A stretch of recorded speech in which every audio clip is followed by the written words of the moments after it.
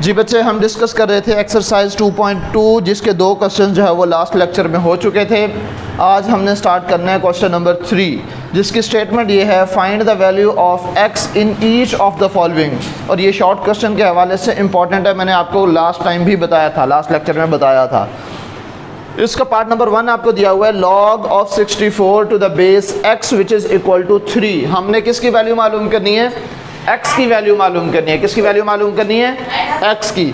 सबसे पहले बच्चे इस पूरे क्वेश्चन के अंदर इसके टोटल जो है वो 6 पार्ट्स हैं। 6 के 6 पार्ट्स को सॉल्व करने से पहले मैं आपको एक रूल बता दूं।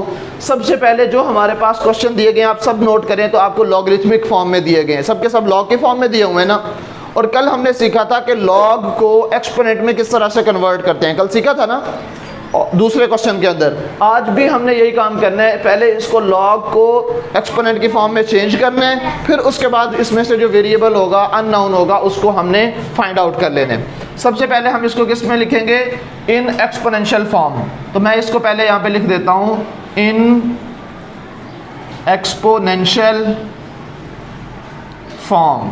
ठीक है, एक्सपोनेंशियल फॉर्म में लिखने से या लिखें तो हमारे पास क्या वैल्यू आएगी? मैंने आपको क्या बताया था बच्चे, जो राइट साइड पर वैल्यू है उसको हमने बेस की पावर बना देना है। तो ये बन जाएगा x पावर 3, और ये जिस नंबर का लॉग लिया जा रहा था उसको हमने राइट साइड पर शिफ्ट कर देना है, तो जो कि हो जाएगा 64 के इक्वल। ठीक है, यहाँ तक बात क्लियर है बच्चे? इस बात की समझ आई है? चलें, अब हमारे पास x power 3 which is equal to 64 आ गया है। अब सवाल पैदा होता है कि 64 तो है, यहाँ पे है x पावर 3, अगर मैं x का क्यूब रूट ले लूँ तो हमारे पास x मिल जाएगा हमें। तो 64 का क्यूब रूट जो है वो क्या होगा? सबसे पहले मैं इसके फैक्टर्स बना लेता हूँ, वो स्क्वायर होता है बेटे। मैं इसके फैक्टर्स बनाता हूं और मुझे किसी ऐसे नंबर की पावर 3 बनानी है, मतलब कि कोई भी हमारे पास नंबर आ जाए लेकिन उसकी पावर जो है वो 3 बनानी है, ताकि इसकी पावर और इस साइड पर जो नंबर आए उसकी पावर क्या हो जाए? सेम हो जाए। मैं अगर इसके फैक्टर्स बनाऊं बेटे, 64 के फैक्टर्स बना रहा हूं मैं। 64 को अगर मैं 2 पर डिवाइड करना स्टार्ट करूं, 2 पे डिवाइड किया जा सकता है ना, तो ये कितना बन जाएगा? 2 3 दा 6, 2 2 दा 4। फिर 2 पे डिवाइड करूंगा तो 2 1 दा 2, 2 6 दा 12। फिर 2 पे डिवाइड करूंगा तो 2 8 दा 16। फिर 2 पे डिवाइड करूंगा 2 4 दा 8। फिर 2 पे डिवाइड करूंगा 2 2 दा 4। फिर 2 पे डिवाइड करूंगा तो 2 1 दा 2। तो हमारे पास टोटल कितने फैक्टर्स आ गए हैं? 2 4 और 6। लेकिन मैंने आपको क्या कहा था, हमारे पास मैक्सिमम पावर कितनी आनी चाहिए? 3 आनी चाहिए। तो यहाँ पे तो 6 आ रही है, तो कोई बात नहीं, मैं 2 2 का पेयर बना लेता हूँ बेटे, फर्स्ट सेकेंड और थर्ड, 3 पावर बन जाएगी। तो ये 2 2 दा क्या हो जाएगा? 4 मल्टीप्लाई बाय 4 मल्टीप्लाई बाय 4, यानी कि 64 जो है वो 4 पावर 3 के इक्वल होता है। तो मैं इसको लिख सकता हूँ x power 3 which is equal to 4 power 3। लिखा जा सकता है बच्चे? कैसे? दिमाग घूम गया इस बच्ची का। 2 2 दा 4, फिर 2 2 दा 4, फिर 2 2 दा 4, तो ये 4 इंटू 4 इंटू 4, 3 टाइम्स 4 नहीं हो जाएगा? तो ये 4 पावर 3 हो जाएगा। अब यहाँ पे बेटे आपने एक रूल समझ लेना है, यहाँ पे आपने एक रूल समझ लेना है, और इन तमाम क्वेश्चन के अंदर बार बार ये रूल इस्तेमाल होगा।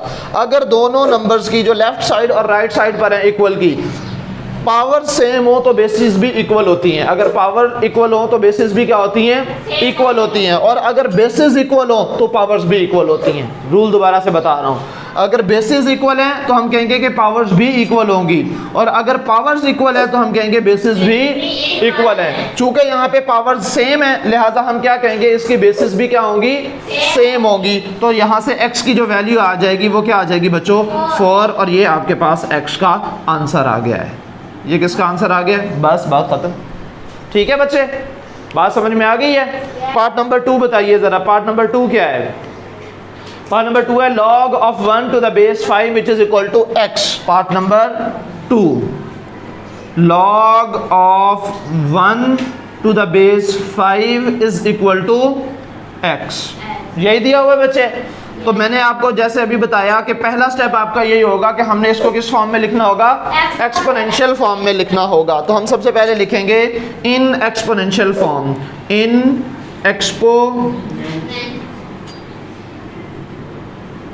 Exponential form. ठीक है बच्चों, इन एक्सपोनेंशियल फॉर्म। तो क्या बन जाएगा? क्या उसूल बताया था? जो भी बेस होगी उसकी पावर बना देना हमने किसको? जो राइट साइड पर नंबर होगा। तो ये x जो है वो 5 की पावर बन जाएगा, और ये जो जिस नंबर का लॉग लिया जाएगा वो किस तरह रिप्लेस हो जाएगा, वो x के साथ रिप्लेस हो जाएगा, राइट साइड पे शिफ्ट हो जाएगा।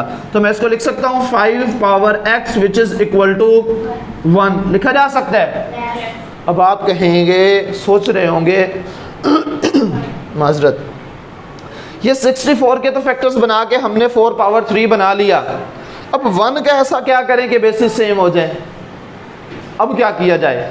तो अगर आपको याद पड़े तो मैंने आपको एक रूल बताया था, किसी भी नंबर की पावर 0 किसके इक्वल होती है? हाँ जी, तो 1 की जगह मैं लिख सकता हूँ 5 पावर 0, लिखा जा सकता है ना। किसी भी नंबर की पावर 0 हो तो वो किसके इक्वल होती है? 1 के इक्वल होती है। तो मैं यहाँ पे चलो छोटा सा इसका रेफरेंस भी दे देता हूँ, as n power 0 which is equal to 1, और यहाँ पे शर्त यह है कि n does not equal to 0, n की जगह 0 नहीं होना चाहिए, 0 की पावर 0 ना हो। इसके अलावा दुनिया का जो मर्जी नंबर ले लो उसकी पावर 0 1 के इक्वल होती है, ठीक है। तो मैं इसको लिख सकता हूँ बच्चों 5 power x which is equal to 5 power 0, 5 power 0 again 1 के इक्वल हो जाएगा। अब देखो बेसिस सेम हो गई है तो पावर्स भी इक्वल होंगी। यहाँ पे क्या था, पावर्स इक्वल थी तो बेसिस सेम थी, तो जब यहाँ पे बेसिस सेम है तो डेफिनेटली पावर्स भी क्या होंगी? इक्वल होंगी। तो लिहाजा x की वैल्यू क्या आ गई है? 0 आ गई है। लो बच्चे ये आपका आंसर है, ठीक है। बात समझ में आई है? yes. बात समझ आ रही है ना बेटे? yes. चलें जी, नेक्स्ट पार्ट नंबर 3। इसमें क्या वैल्यू दी हुई है? log of a to the base x, log part number 3 which says log of 8 to the base x which is equal to 1, यही दिया हुआ है। yes. तो सबसे पहले हमने इसको किस फॉर्म में चेंज करना है? एक्सपोनेंशियल फॉर्म में चेंज करेंगे। In exponential form, in exponential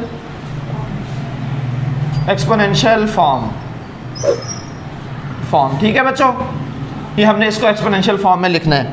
सबसे पहले मैंने क्या कहा था, जो भी राइट साइड पर वैल्यू होगी उसको बेस की पावर बना देना है। तो ये बन जाएगा x की पावर 1, और जिस नंबर का लॉग लिया जा रहा होगा वो राइट साइड वाले नंबर के साथ रिप्लेस हो जाएगा, ठीक है।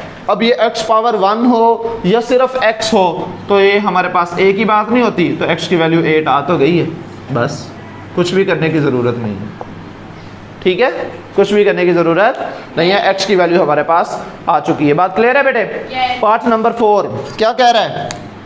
पार्ट नंबर 4 की वैल्यू बताइएगा बेटे। log of x to the base 10 which is equal to -3। देख लिया करें, बुक की तरफ बता दिया करें जी बच्चे। अब हमारे पास बेस में क्या है? 10, और राइट साइड पे वैल्यू क्या है? -3। तो जब इसको एक्सपोनेंशियल फॉर्म में लिखेंगे तो हमारे पास किस फॉर्म में, ये किस तरह से कन्वर्ट हो जाएगा? इन, ये एक्सपोनेंशियल को मैं शॉर्ट फॉर्म में लिख रहा हूँ, एक्सपोनेंशियल फॉर्म, ठीक है बच्चे। तो हमारे पास क्या बन जाएगा? 10 की power -3 which is equal to x, 10 की power -3 which is equal to x। Clear है बात बच्चे? अब यहाँ पे 10 की पावर जो है वो -3 आ गया, अब इसका क्या करें?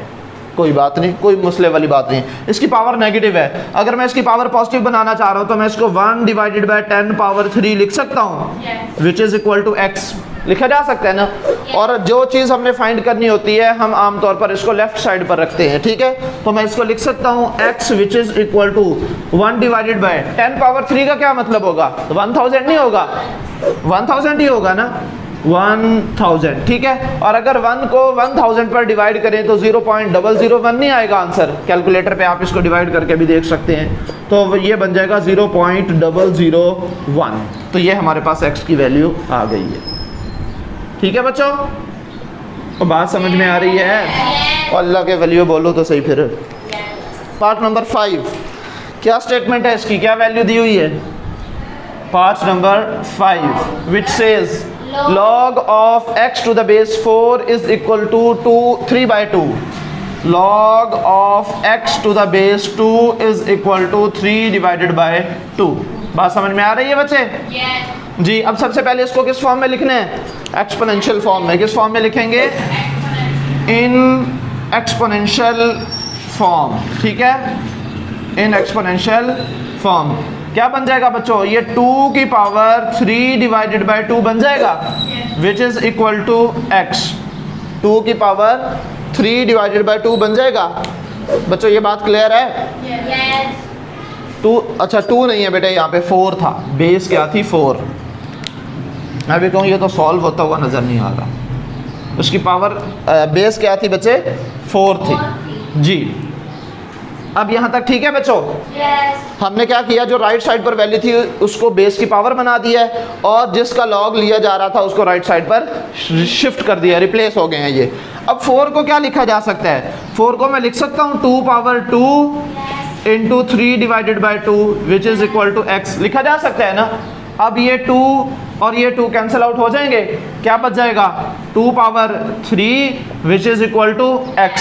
और जो चीज़ हमने फाइंड करनी होती है वो हमेशा लेफ्ट साइड पर लिखते हैं। So x is equal to 2 power 3, और 2 पावर 3 का क्या मतलब होगा? 2 multiply by 2 multiply by 2, 2 to the 4, 4 to the 8, 8 ही होगा ना आंसर। तो मैं इसको लिख सकता हूँ x इज़ इक्वल टू 8, और यही इसका आंसर है। ठीक है बच्चों, क्लियर है? लास्ट पार्ट रह गया which is part number 6, log of 1024 to the base 2 which is equal to x। log of part number 6, log of 1024 to the base 2 which is equal to x। ठीक है बच्चे, तो इसको भी सबसे पहले किस में लिखेंगे हम? एक्सपोनेंशियल फॉर्म में जो है वो लिखेंगे। ठीक है, तो यहाँ पे हमने लिख देना है इन एक्सपोनेंशियल फॉर्म। ठीक है, तो ये बन जाएगा बच्चों 2 power x which is equal to 1024। ठीक है, अब यहाँ पे बेस क्या है? 2 है, तो 1024 को किसी न किसी तरीके से हमने 2 की पावर में लेके आना है ताकि बेसिस सेम हो जाए, तो फिर x जो है वो पावर के इक्वल हो जाएगा, क्योंकि पावर में है ना x। तो 1024 के ज़रा फैक्टर्स बनाते हैं बच्चों। 1024, अगर मैं इसको 2 पर डिवाइड करना स्टार्ट करूं बेटे, 2 पर डिवाइड करूं, 2 5 ज़ा 10, 2 1 ज़ा 2, 2 2 ज़ा 4, फिर 2 पे डिवाइड करूंगा, 2 2 ज़ा 4, 1 आगे कैरी चला जाएगा, 2 5 ज़ा 10 और 1 आगे कैरी चला जाएगा, और 2 6 ज़ा 12, फिर 2 पे डिवाइड करूंगा, 2 1 ज़ा 2, 2 2 ज़ा 4 और 2 8 ज़ा 16, फिर 2 पे डिवाइड करूंगा, 2 6 ज़ा 12 और 2 4 ज़ा 8, फिर 2 पे डिवाइड करूंगा, और आगे यही 64 वाले फैक्टर्स नहीं स्टार्ट हो जाएंगे।